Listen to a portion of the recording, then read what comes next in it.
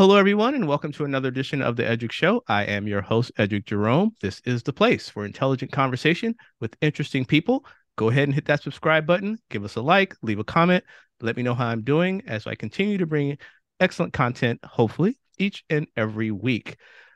Very special guest today. My guest is Tara Ison. She is the author of the new novel, At the Hour Between Dog and Wolf, which has been described as a hauntingly beautiful novel about identity, and it shows how a vulnerable mind can be tragically reshaped under the influence of extremist ideologies. Tara is a two-time recipient of the National Endowment for the Arts Creative Writing Fellowship, and her previous novel, Rockaway, was featured as one of the best books of the summer in O, which is the Oprah Winfrey Magazine. Tara, welcome to the show. Thank you. Thank you so much for having me. I really appreciate it. Been looking forward to this one. So let's just start out. Your novel, it has such a unique storyline. Tell me about the premise and how did you develop the concept for this story?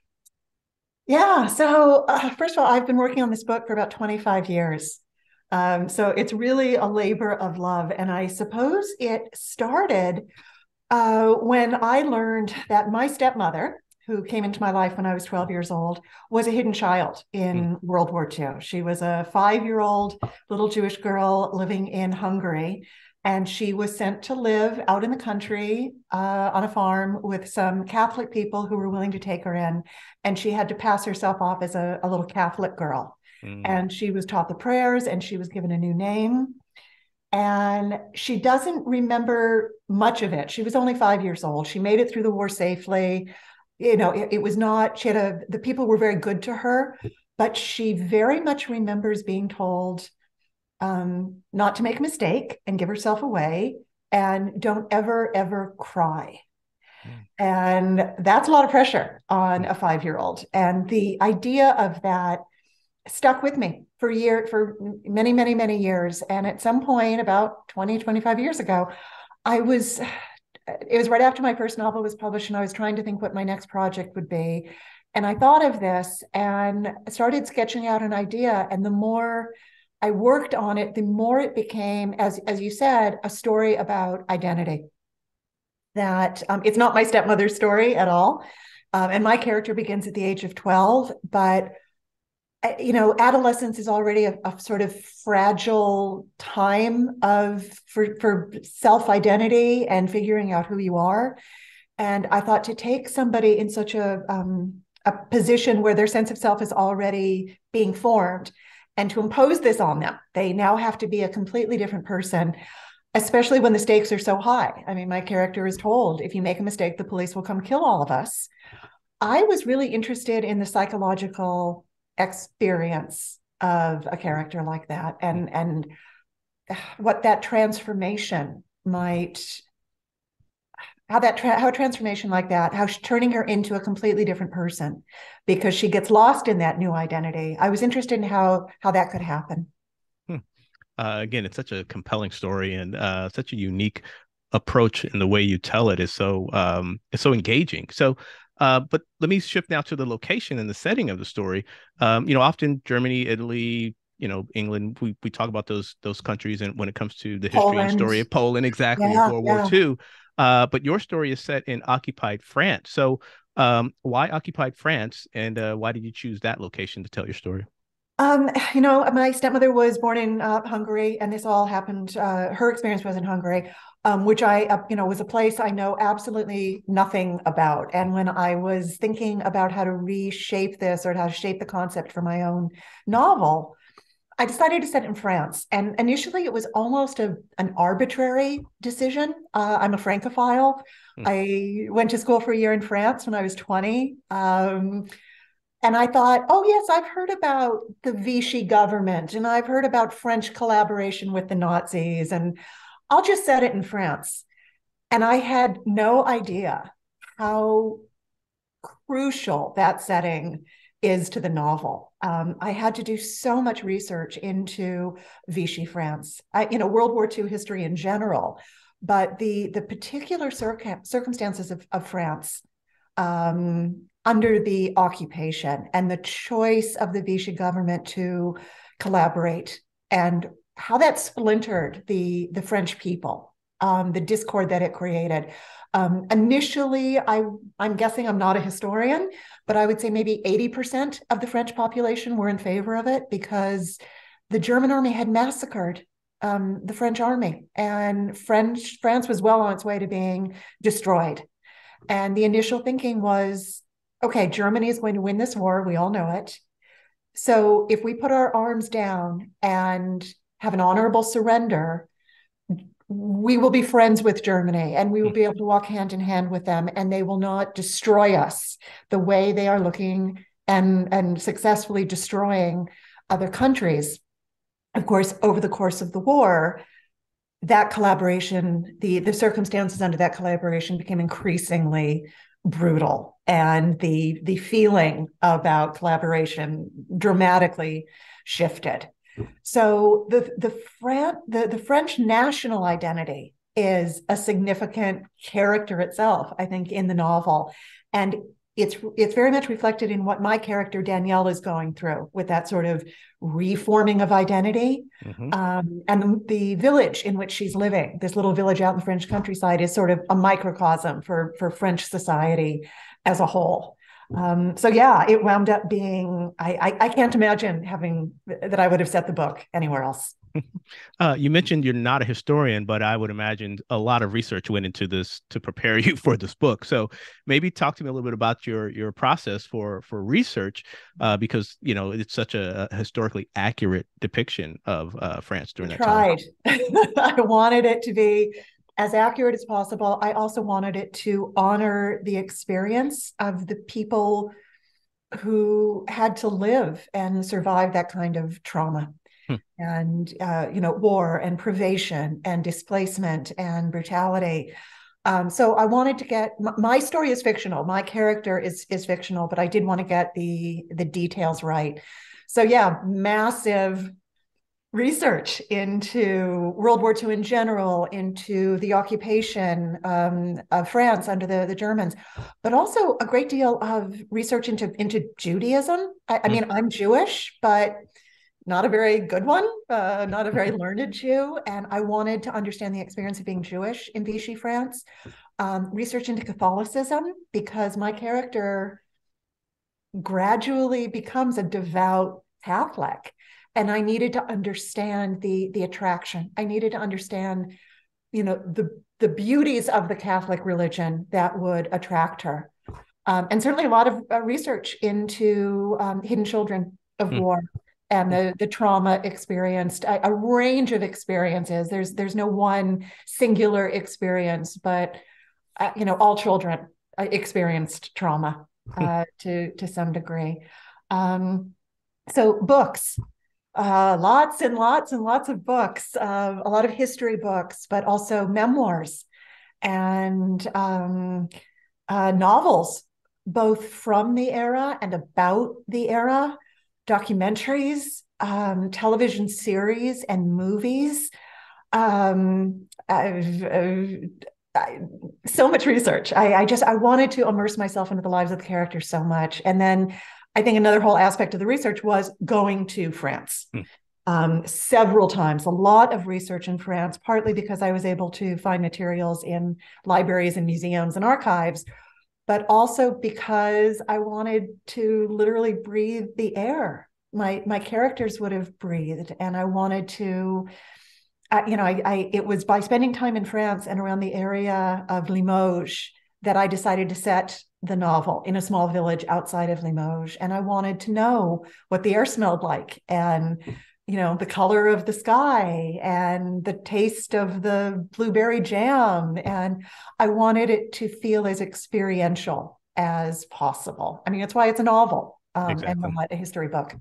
Exactly. You mentioned your character, Danielle, who does undergo a radical transformation in ideology during the story. But my question is more, I guess, of a personal question for you. What emotions or feelings did you draw upon to create the character? And what did you learn about yourself when writing this novel? The first thing that comes to mind is that I learned how privileged I am. I mean, Danielle starts the story. She's 12 years old, a very secular Jewish girl living in Paris with her parents. Sophisticated, sheltered, spoiled. I could relate to a lot of her as a 12-year-old.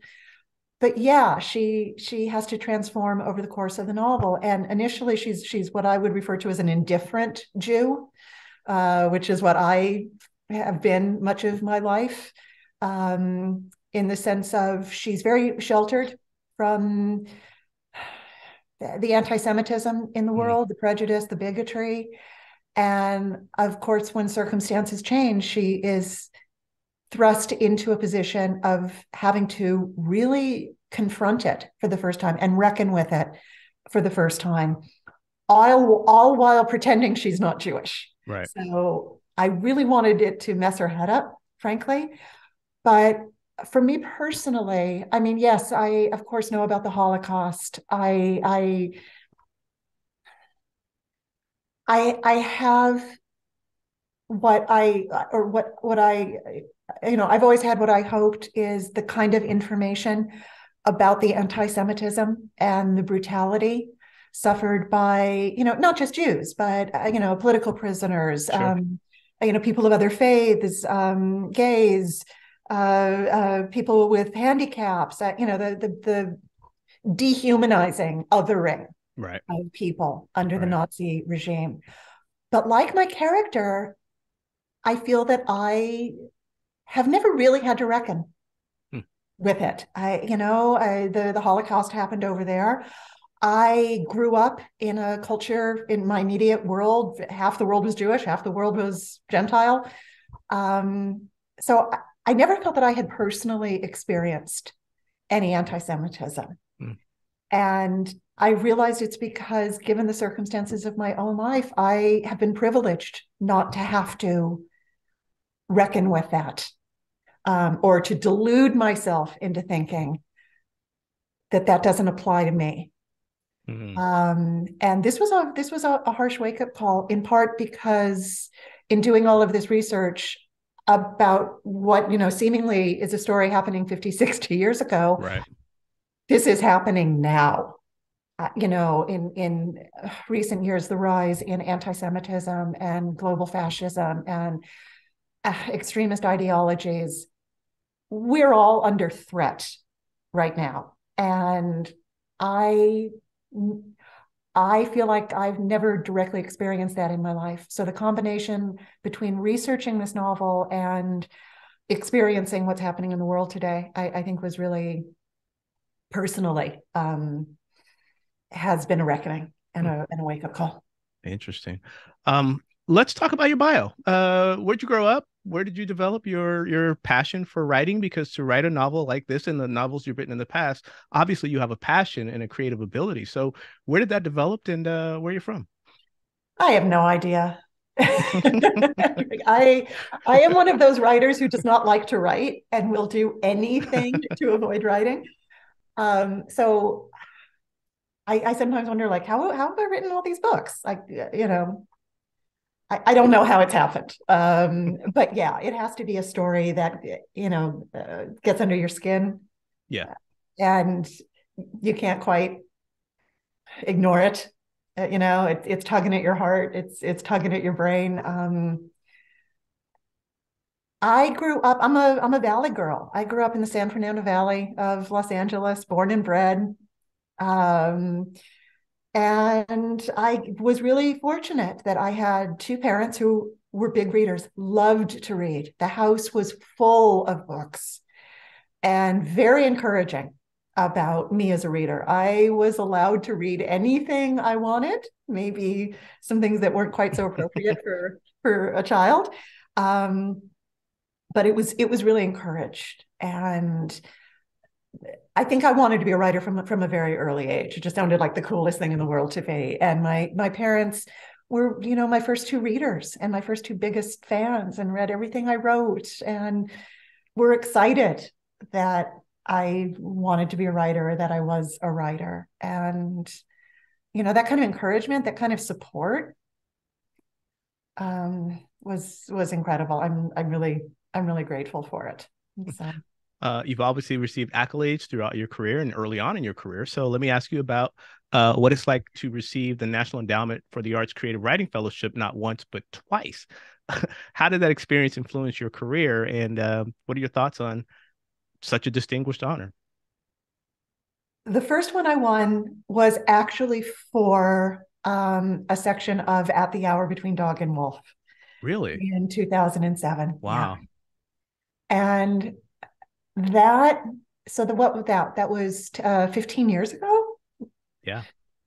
That was something that helped keep me going Hmm. with this book, because I got a lot of rejection for this book. It was very hard for me to find an agent. It was very hard for me to find a publisher for this book. A lot of If I can people, jump in, do you think that's yeah. because of the subject matter, or why do you think there was such a I resistance? I've never understood. I mean, you would think the subject matter being so timely. Right. I've never understood it, and there was never any sort of consensus about why people were saying no to me. Hmm. Some people, a couple of comments that I do remember. One publisher said to me, "The novel's terrific and beautifully written, et cetera, et cetera." But I felt very uncomfortable being inside this girl's head Yeah. as Wow. she Wow. evolves. Mm-hmm. I take that as a compliment. I mean, I Mm-hmm. thought, Mm-hmm. good, that I'm doing it right. I'm leading the reader down the same path that the character is going down, which is, an absolute corruption of moral A values. dark place. The dark place, exactly. Very dark. I had to get into the headspace Right. of somebody who believes fascist ideology, racist ideology, anti-Semitic ideology. Not a comfortable place to be. So I don't know, Hmm. but I was told for 20 years the book doesn't work. The book doesn't work. And so to have this moment of validation from the National Endowment for the Arts that even that this project has value was huge to me. Hmm. I don't know why I tried applying again, because the application for an NEA is a nightmare. It's bureaucratic. And I've always joked that you get the NEA if you successfully navigate and complete the application process. One of the reasons the NEA means so much to me, I think, and to so many people, is that it's a blind submission. The people reading your application and your writing sample have no idea, no names, have no idea who you are. So it's really this sort of pure acknowledgement of the Mm-hmm. work. Mm-hmm. So in 2020, I guess I decided, again, I don't know why. You're allowed to win twice. And I thought, okay, fine. So I applied again. And when they called me to tell me that I received the second one, I started to cry. Hmm. And I remember saying to the woman, okay, but I've already won once, right? And you have to disclose that on the application. I I mean, that's see. the secret. But I was like, you do know that, right? And she started laughing and she said, yes, Tara, we know. We know, but yes, here's your second one. So, man, talk about being honored. I mean, it's so validating. I know maybe we're not all supposed to need so much external validation, but oh boy, external validation can really keep you going. Yeah, writing is such a lonely, Lonely. yeah. So Yeah. you really don't know, and you have, okay, do they like it? Do they not like it? Am I getting my point? I mean, there's all these things that go through a writer's head. So when you get validation like that, I imagine it was like, in some ways, a big just kind of, okay, okay, I got Yeah. this. But I think it's that also combined with like, wow, I faked them out again. Like, wow, I got away with it again. I mean, it's like ego meets imposter syndrome constantly. Hmm. I said to somebody recently, they said something like, what's the experience of writing a novel like? And I said, writing a novel is like, um, uh, being totally immersed in a combination of absolute hubris and absolute, oh god, now I don't remember the other thing I said, but like this existential terror of being worthless. This Mm. like, I have taken on too big a task. I cannot do this. It's beyond me. But to keep going with something like a novel still requires a lot of ego. I mean, you have to believe that you can tell this story in a way that it's never been told before. So it's this sort of weird space to be in. Well, as we get ready to wrap up, it's been a pleasure speaking with you, Tara. But let me ask you, what's next? Is there a new project in the works? What are you working on? Not another novel right now. Hmm. I'm tired. I'm exhausted. I imagine you have to kind of get out of that. I mean, you hear actors who do the method acting and they get into these characters and then they have to literally decompress and get out of that mental space. So I imagine there was some of that for you as well. That is such a great comparison. I do feel that there's really a similarity between, an actor taking on the role and a writer immersing themselves into the book, because you do have to get into the mindset and the head and the psyche and the heart and the mind and the soul of the character and the world. And I mean, I'm still watching World War II documentaries. Hmm. You'd think I'd be over it by now, but I'm having a hard time leaving that world. So definitely not another novel right now. I need a little break. I'm working on stories. I'm hoping to put together another collection of short stories, and my short stories are very, very different from this novel. So it's nice to be able to, enter into a completely different world and be very, very different characters for a while. Absolutely. If people want more information about you, or I'm assuming the book is everywhere, they can get the book anywhere. Where can they get more Yeah. information about you as well? The book is everywhere. Please order it from your local independent bookstore if you can, if you have a local independent bookstore. I'm easy to find. My website is my name, so it's taraison.com. And I am Tara Ison Writer on Twitter, Facebook, Instagram.